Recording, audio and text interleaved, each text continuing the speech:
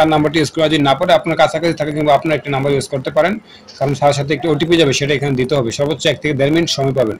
তো আগে থেকে বলে রাখলাম, অবশ্যই যদি ফোন নাম্বার কাছে থাকে, তা না হলে আপনার কাছাকাছি থাকা যে কোনো একটি ইন্ডিভিজুয়াল ফোন নাম্বার এখানে দিয়ে দিবেন। তো এখানে আপাতত আমি আমার ফোন নাম্বারটা ইউজ করছি।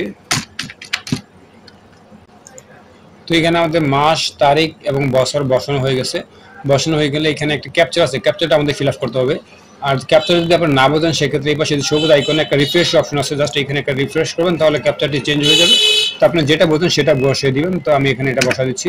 তো বসা দেওয়ার পরে এখানে যে আমি শর্তগুলি পড়েছি এবং স্বীকার করছি, জাস্ট এই লেখাটাতে একটা টিক চিহ্ন দিয়ে যাচাই করুন, একটা ক্লিক করে দিবেন।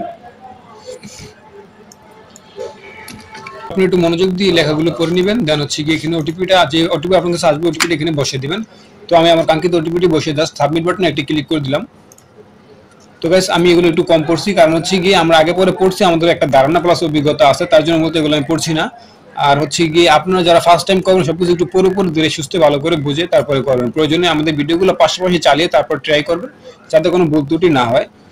তো এখন আমরা আমাদের সামনে এই যে আপনি যে আইডি কার্ডের নাম্বারটা দিচ্ছেন, সেই আইডি কার্ডটা তারা ভেরিফাই করে অটোমেটিক আইডি কার্ডে যা আছে সেই ছবি, শুধু সিগনেচারটা বাদে আইডি কার্ড ছবি প্লাস সম্পূর্ণ তথ্য এখানে শো করবে। ঠিক আছে, তো আপনার দেখে